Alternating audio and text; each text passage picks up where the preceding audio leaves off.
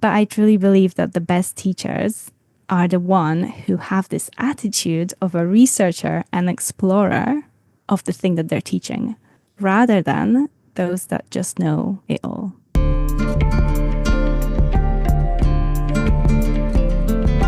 Welcome back to Full-Time Yoga Teacher Podcast. My name is Reika and I am your host. If you are a returning listener, thank you so much for coming back and listening to this episode. And if you're a new listener, welcome. I'm so happy that you are here. So the Full-Time Yoga Teacher Podcast was created about a year ago because I am a full-time yoga teacher and I get asked a lot from other teachers or teachers that I mentor. How do I do it? How is it possible to be a full-time yoga teacher? How many classes do I teach? How many locations do I teach? So many questions, and the same questions that I had when I was a newer teacher trying to be a full-time yoga teacher. I didn't have that many people to be able to ask these questions to. And when I get these kind of questions now, I can answer those questions with my own experience. But what I notice is every single full-time yoga teacher have their own different unique experience of their journey of how they got to where they are in their teaching career. So I wanted to not only share my own story, but other yoga teachers' journey of how they became a full-time yoga teacher. How are they doing what they love as their main source of income, and some challenges that they have overcome along the way, as well as tips and tools they learned along the way and passion that they have behind what they're doing. I also interview part-time teachers as well as somebody who used to be a full-time, who is no longer, or somebody who used to be a yoga teacher and no longer a yoga teacher, as well as people who work in the yoga industry but may not be a full-time teacher per se. So different avenues and different way to make yoga teaching into part of their lifestyle as well as their career path is what this podcast is about. Not only do I ask questions about, their yoga business tips and experiences, but also how they got to where they are and their passion that drive them behind all the actions and decisions that they make. This year, I started off doing something a little different where I am doing a short 4-part series of the conversations I had with Olga, where we talk about creative sequencing. So this is more of a educational format and shorter format that Olga and I decided to produce. We're talking about creative sequencing in a short 4-part series. So I hope you're enjoying these series. This week is the last 4th episode of the 4-part series I had with Olga. Let me know your feedback on whether you want me to continue making this series of different topics that can be a useful, informative topic for yoga teachers, or if you still like the format from last year where I'm interviewing different teachers for a long form conversation. I do love hearing from my listeners, so let me know, give me feedback. The best place to reach me is Instagram at Reika Yoga. And if you don't have Instagram or you're not a social media person, you can also message me through my website, which is www.reikayoga.com. I don't really have specific announcement or event or workshop I am trying to promote at this moment. But I do want to share a magical week I had in LA. I signed up for a 5-day intensive training called Sama Ashtanga with Chuck Miller. And it was at Center for Yoga in LA, Larchmont. As soon as I found out Chuck Miller was coming to Center for Yoga for this 5-day training, I knew I had to sign up. Some of you know that I did my 200 and 300 hour teacher training with YogaWorks. My 200 was in Santa Monica, which is where YogaWorks was born. And my 300 was in Larchmont. And YogaWorks has quite a deep history that I really appreciate. I didn't know anything about YogaWorks history until I took the 200 hour teacher training. But YogaWorks now has become more of a big company that offers classes, now mostly online, and teacher trainings all over the world. But before YogaWorks became corporate, YogaWorks was started by Mati Ezrati and Chuck Miller. Maybe it was Mati who started it and Chuck was Mati's partner. I don't know the details, but Mati played a huge role in making yoga popular in Los Angeles during the 90s and early 2000s. And Mati is a name I heard from so many of my teachers because Mati was my teacher's teacher. So I knew I wanted to study with Mati eventually because once she sold YogaWorks, she moved to Hawaii and she was only traveling and teaching. She didn't have a studio space she was teaching, and she was no longer in LA anymore by the time I was introduced to YogaWorks. So I knew Mati came back to LA YogaWorks to teach a long training once a year. So I think it was 2018, possibly, I signed up for Mati's intensive training. And I signed up in advance because I knew it was going to fill up. Everybody talked about Mati and how amazing Mati was. And since Mati started this boom of yoga in LA, I just knew I wanted to study with her. The year I signed up to do her training, a few months before the training started, there was a sad news that Mati has passed away suddenly. And that was a shock to me, even though I never met Mati. I just knew what a big influence she had on so many yoga teachers that I looked up to. It was a really sad news for me, but I'm sure even more for teachers who had a direct experience in relationship with her. After Mati passed, I made an agreement with myself that I'm not going to wait anymore to take trainings from teachers that I want to take trainings from. Before Mati's passing, I felt a little bit hesitant to sign up for continuing education training from certain teachers in certain location because it was expensive. It required me to travel on metro and public transportation to get to training location, or fly to another state to take training from a specific teacher. But after Mati's passing, I realized that I need to take the training I want to take without hesitation and without waiting, because you just never know when you will be able to take another training from this teacher. So that really fueled my fire to continue learning and taking trainings from teachers that I wanted to learn from without hesitation or without waiting. I don't want to tell myself maybe next year, because you just never know when that teacher is going to stop teaching for any reason, whether that's them passing or choosing not to teach that training anymore, or maybe them choosing to teach only online. So you just never know when that opportunity will come again, and it may never come. So that really kind of fueled me to train with the best anytime it was possible for me. So that kind of started my fire to train with Annie Carpenter, because Annie Carpenter was also my teacher's teacher. I heard so much about Annie, just as much as I heard so much about Mati from so many different teachers I have come across. So I knew I wanted to study with Annie, and I did not hesitate. I tried to study with her as much as possible in different format. All that to say, when I saw Chuck Miller was coming to Center for Yoga, I knew I had to sign up and take this training, because Chuck was Mati's partner. Chuck also had a significant influence in YogaWorks and YogaWorks teacher training manual, and he has been one of the original OG group of yoga teachers in LA who had a huge influence and impact in the yoga world in the West. I didn't know too much about him. I didn't know too much about his teaching style or what he was going to teach, because the description was kind of vague. I decided to still sign up and go. Let me tell you, it did not disappoint. My experience with Chuck in that 5 days has transformed me so much.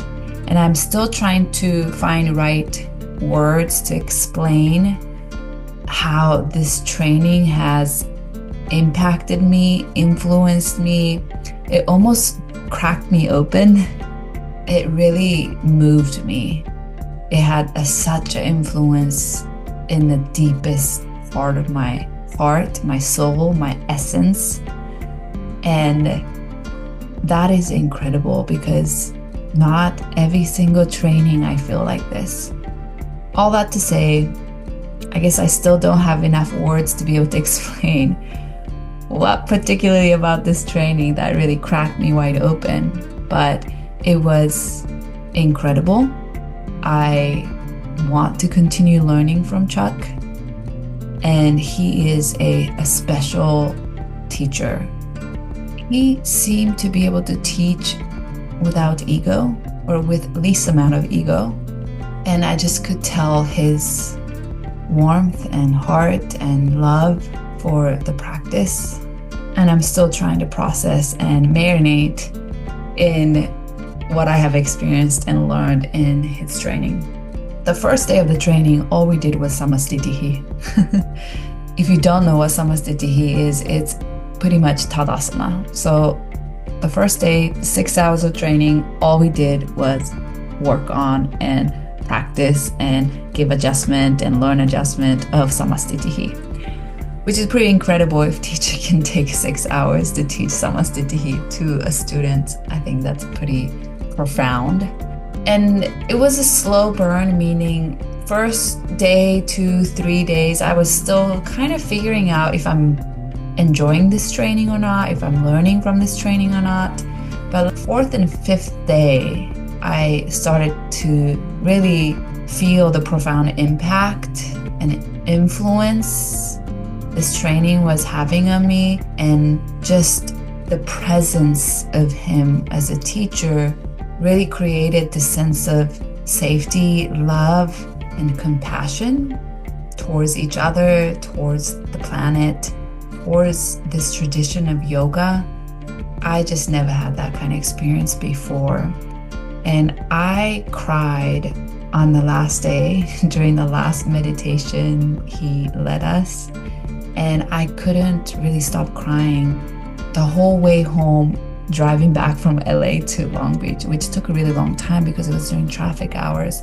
And I still cried the next day. My eyes still get watery thinking about the teachings that he shared with us. Anyway, I wanted to share this with you because this is why I do continuing education. This is why I want to continue to put myself in the presence of great teachers who have something to offer, something to share.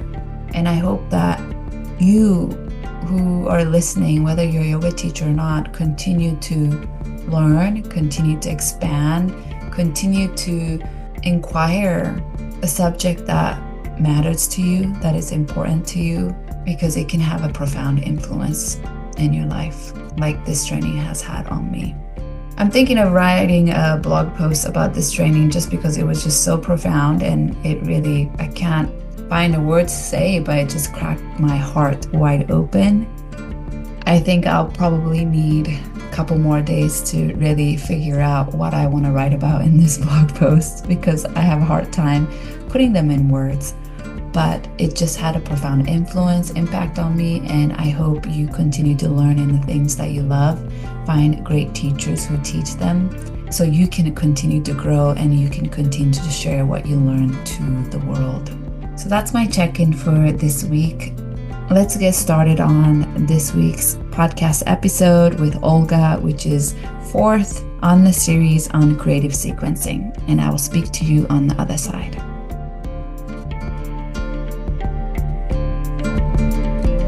Welcome back, Olga, to Full-Time Yoga Teacher Podcast. We're discussing the series on sequencing, creative sequencing. And this week we are going to talk about how can we theme philosophy into creative sequencing, which I think is such an important topic or interesting topic for a lot of us, because I think a lot of teachers struggle with theming, me included. So let's talk about it. How do you theme philosophy into your creative sequencing?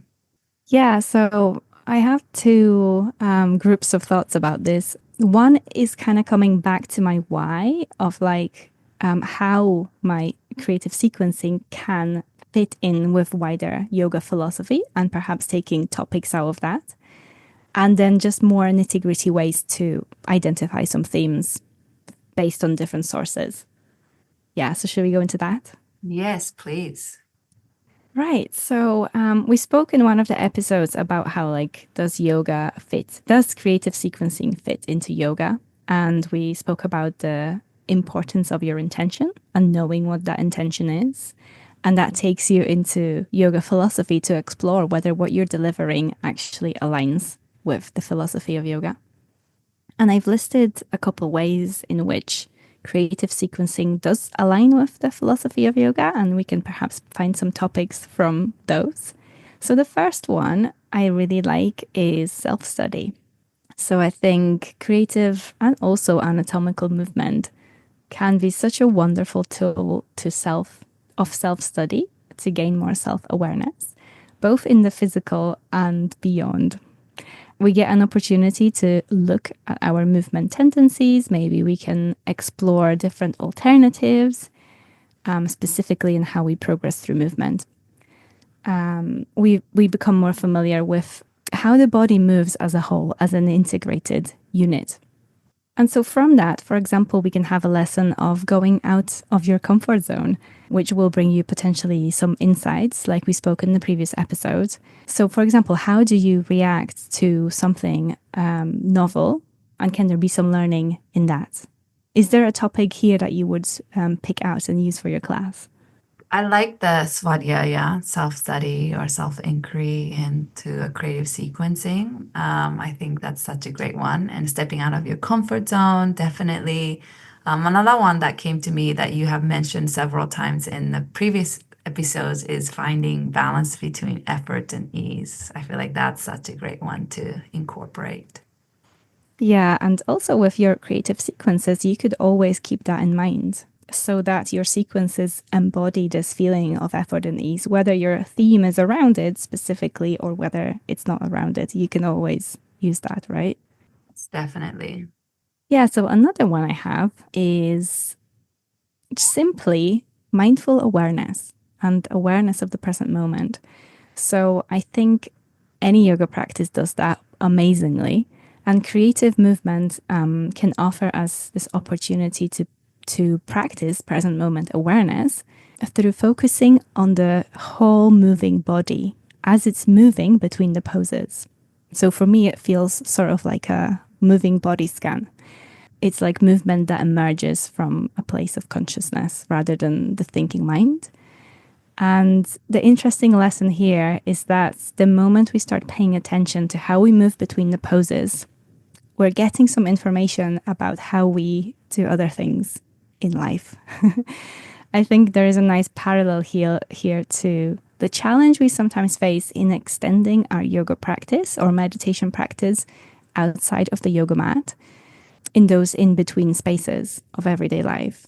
So, through paying attention to transitions, maybe you're also maybe you pay attention more to how you transition in life, whether that's very simple things or something bigger that's happening. I love that. Being mindful, paying attention to transitions.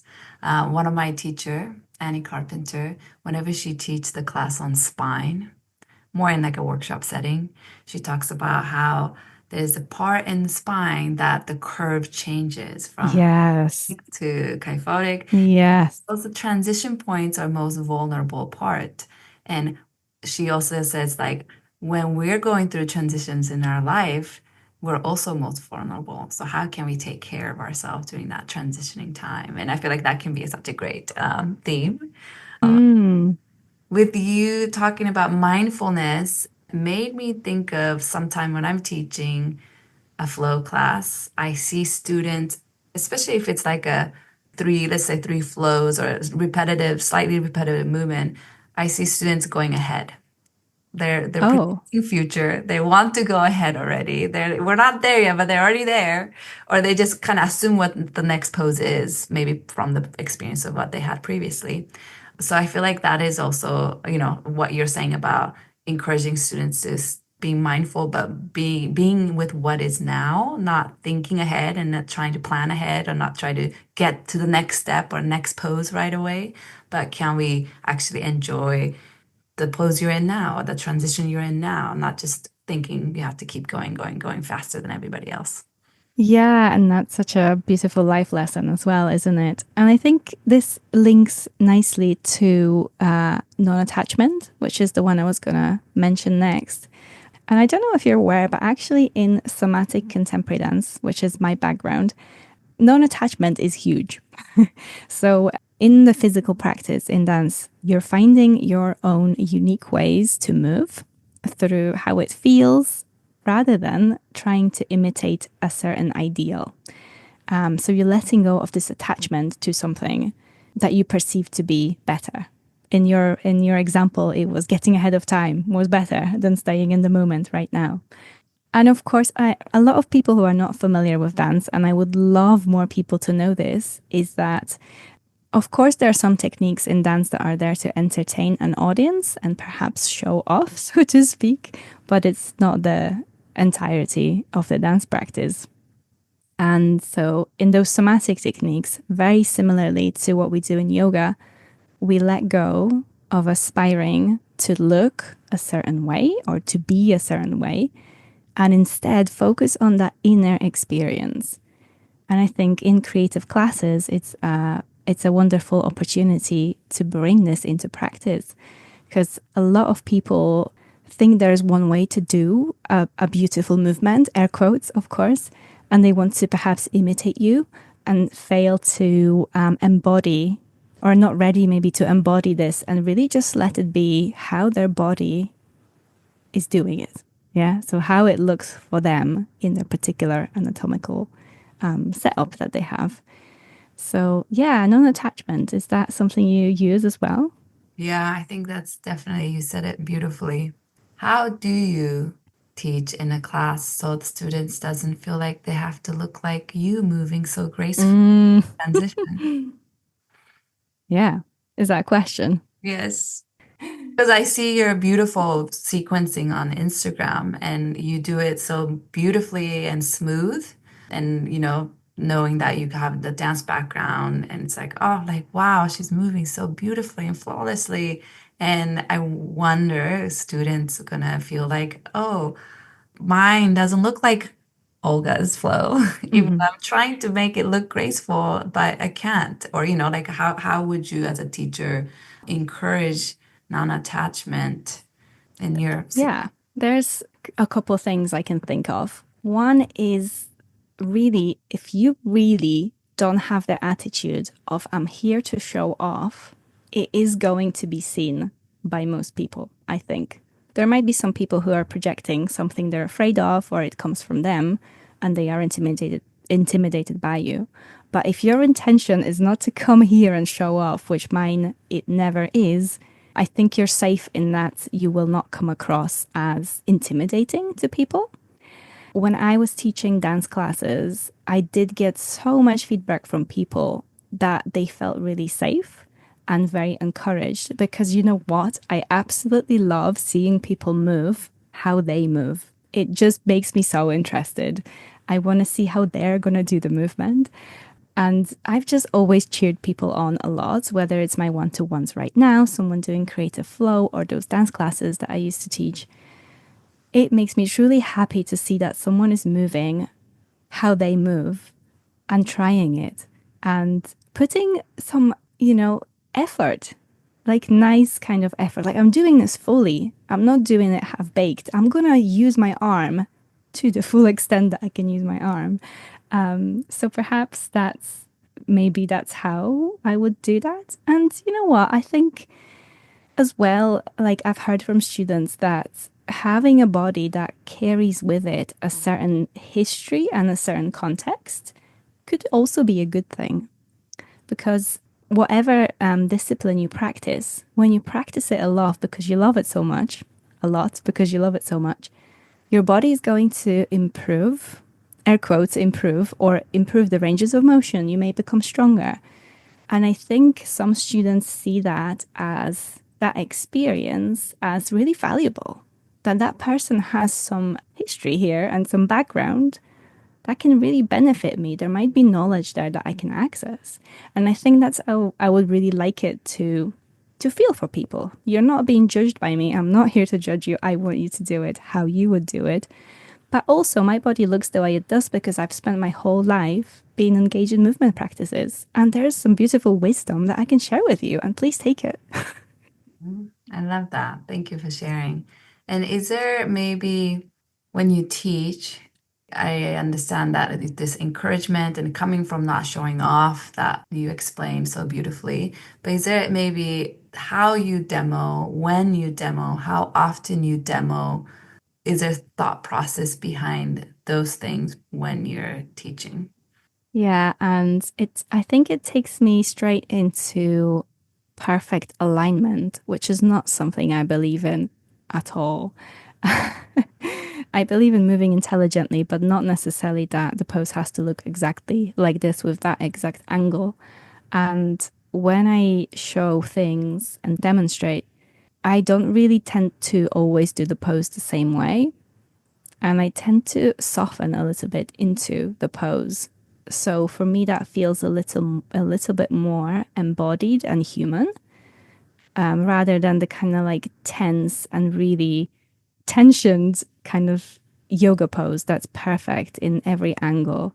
And I think demoing with that variety just allows students to know that there's permission to do it differently if you want. And I also love the question, how does it feel? What happens if you move that way? So we have an exploration rather than you doing this wrong.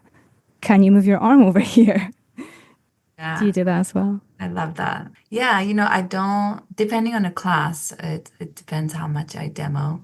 If it's like a newer group of students and or teaching students whose English is not their first language. So there's many different indicators of how much I demo.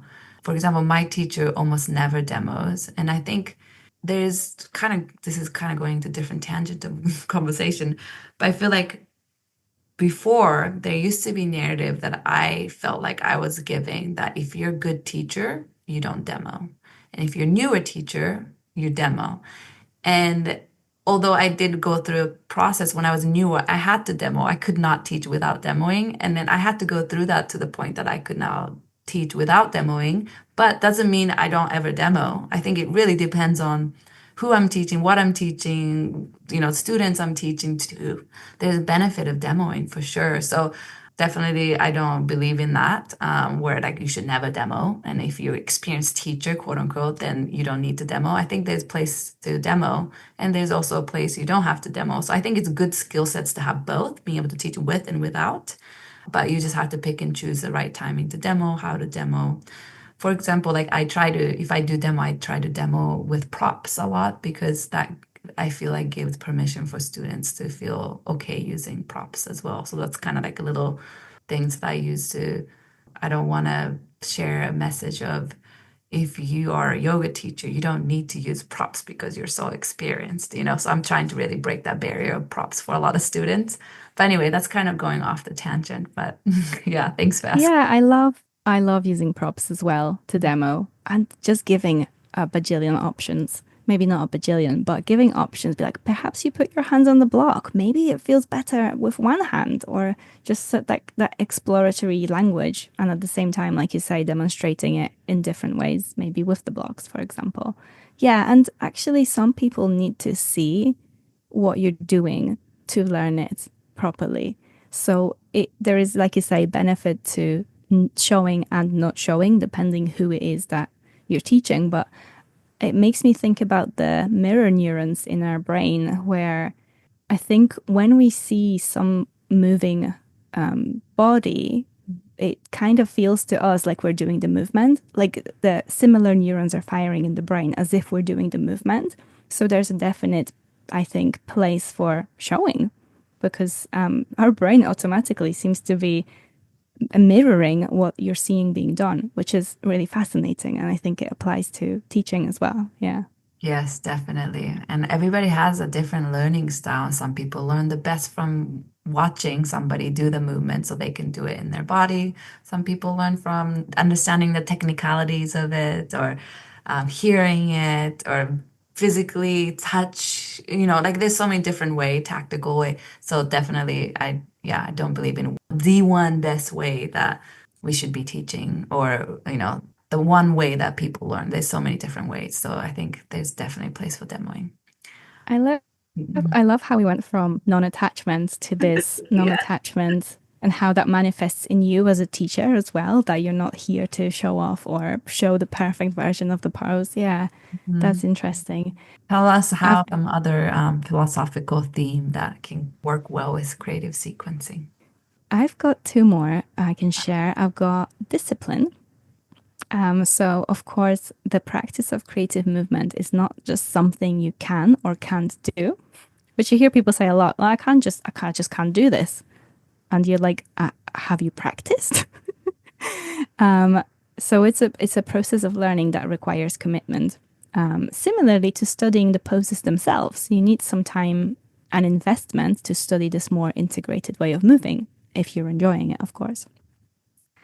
And I think for teachers, on the other hand, who want to be creative, like we spoke, there is this commitment to having a play practice where you stimulate your own creativity for the creativity's sake. So you come onto your mat and you move for the sake of moving, so that you're perhaps becoming better at this creative problem solving that you're having. So yeah, discipline is obviously quite a popular theme, right? Do you use it as well? Yeah, I like that. Discipline reminds me of some people will say tapas, the yogic philosophy, but definitely like being committed to the practice, like you said, to if your teacher is having that free play time. So you are continuing to explore and you are continuing to, I guess, use the muscle of creativity so that that part of you is active and alive. Yeah, I like that. Any other Hmm. philosophical theme? I have quite an interesting one. When we look at the goal of yoga as liberation from suffering, it brings me a lot of thoughts about creative and also anatomical sequencing.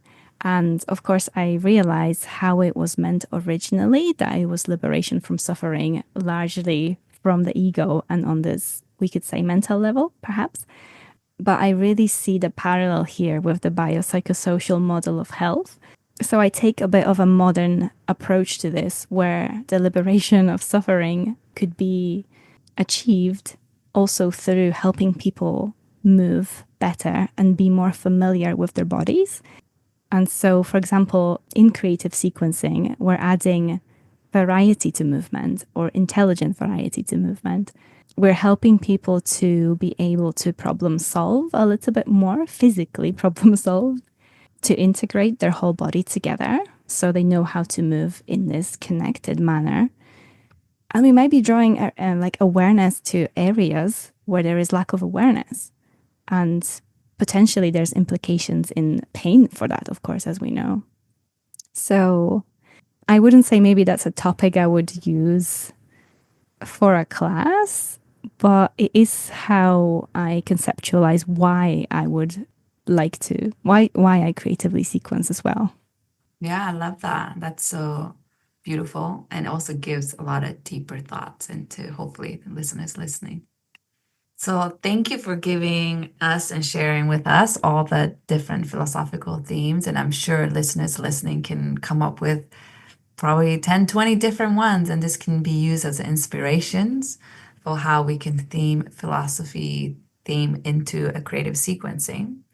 And what now, I guess, for listeners? Like, what if they're listening to this series and it's like, okay, I get it. I understand it. I want to try it, but maybe they feel kind of daunting. Like, where do I start? Maybe they feel a little scared or intimidated to start or practice or start teaching creative sequencing. So, what are any advices for listeners like that? Yeah. And I think what's really important is interest and curiosity about the craft of teaching bodies to move. So, teaching movement skillfully requires dedication to some continuous learning, that discipline we just spoke about. And no one really knows everything and makes no mistakes. But I truly believe that the best teachers are the one who have this attitude of a researcher and explorer of the thing that they're teaching, rather than those that just know it all. So beautifully said. I think that just kind of goes back to, never stop learning, never stop being a student as a yoga teacher. I think that's so huge. And looking at all the yoga teachers I look up to and respect, that they have never stopped learning. They're always exploring, they're always trying new things, they're continuously working on inquiry. They get inspired from other modalities, other philosophy, other movement practices. And yeah, it's just they're always continuing to learn. And that doesn't have to be like take a continuing education trainings or read this book. There's so many ways we can stay curious and continue to evolve and explore. Yeah, and like your previous interviewee said, teaching is the highest form of learning. Oh my God, that was Dre who said that. That was so beautiful when she said that. I'm like, wow, that's so amazing. I mean, like, I have not thought about it like that. So I'm like, wow, that's so true. Yeah, Yeah. yeah. Thank you so much, Olga, for sharing so much about creative sequencing. And I'm sure myself included, listeners really benefited it from this series. Is there anything else maybe that we haven't touched or haven't asked you that you want to say to the listeners before we say our goodbyes? No, I think we covered quite a lot here. So there's a lot of food for thought to take away with and explore. Yes, definitely. And you listeners, if anybody have any questions or want to chat with Olga, they'll know how to find you. I'll be linking everything on the show notes of how they can get in touch with you and want to learn if they want to keep learning from you. So thank you so much. Thank you. Thank you so much for listening to this 4-part series I had with Olga about creative sequencing. I hope you enjoyed, you got something out of it, and you can always reach out to Olga with questions, feedback, comments, and you can reach out to me with any comments, feedback, questions as well. I'll put the link on the show notes on how you can get in touch with Olga as well as how you get in touch with me.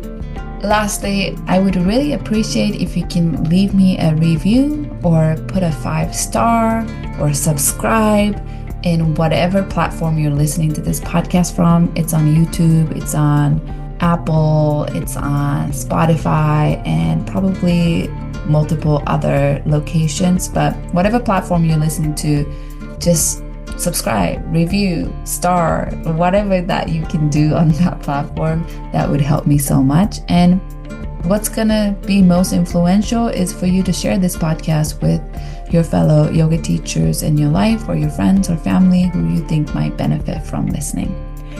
That is it for now, and I will speak to you next week. Bye.